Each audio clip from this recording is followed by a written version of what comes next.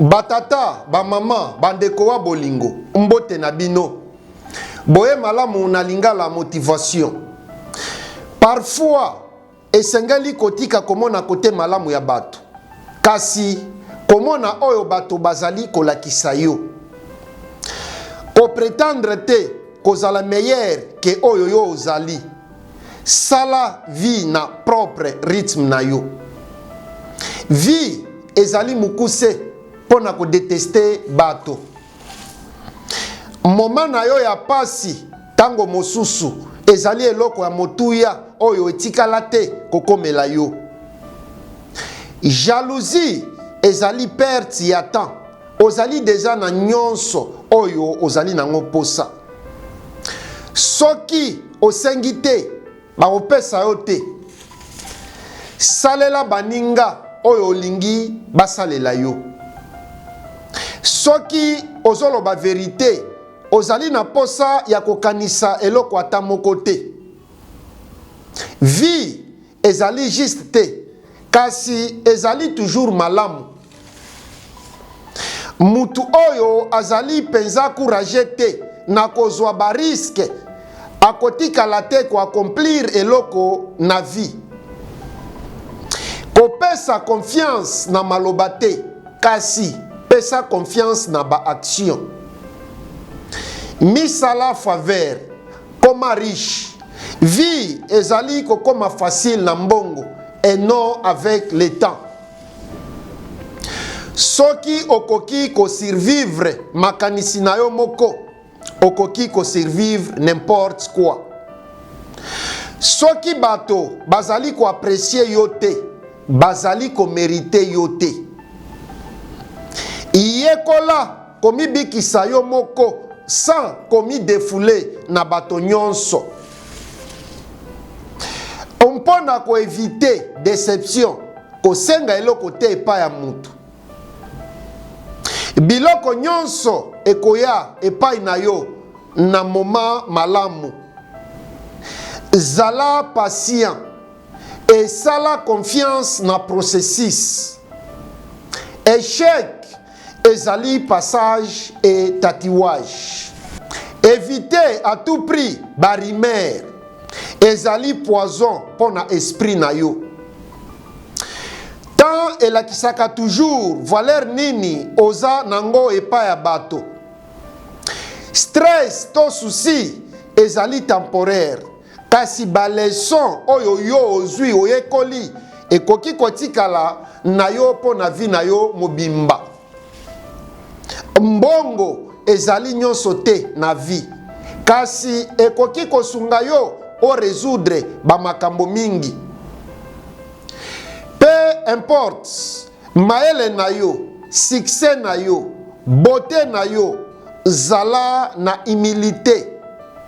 Mutu moko te alingaka arrogance.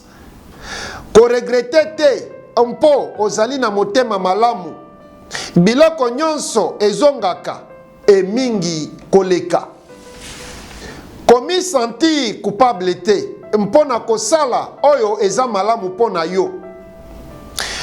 Pona baninga avec sagesse.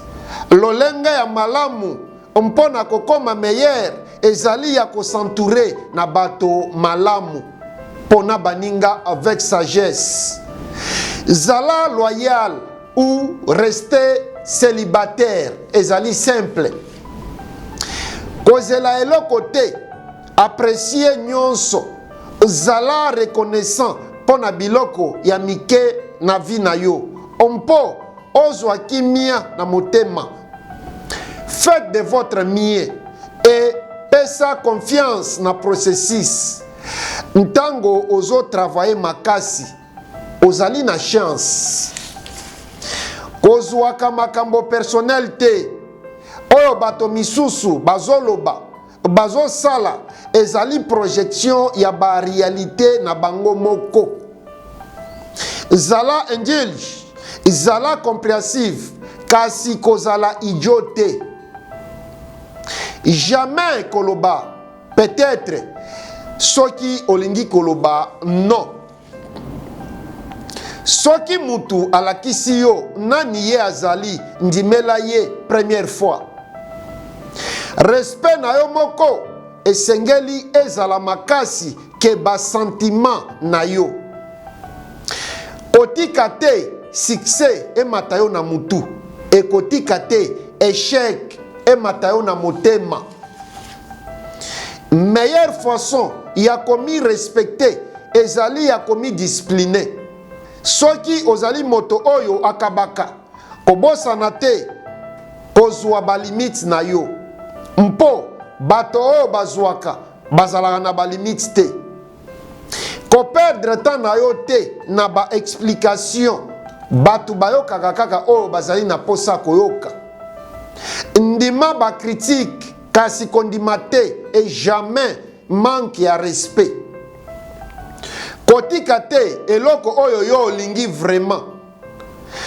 Ezali difficile ya kozela kasi ezali plus difficile ya ko regretter.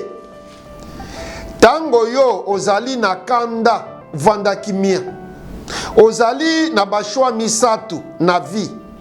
Okoki kotala biloko koya ya liboso, okoki kosala ke biloko eya ya mibale, soit okoki komitu na nini elekaki ya misatu. Zala fort même tango biloko ezali ko s'effondre, zala fort na vie, zala makasi. Nazali wabino Patrick Chimanga, Tata Mayangani, mwana ya mama Christine Kalanga, ampe tomonani mbala ya sima. Bobo sanate ko s'abonner, ko liker, ko partager, eza lolenge ya ko soutenir biso, potoko ba ko sala bino musala. Merci, nzamba batela bino, abatela biso. Bye.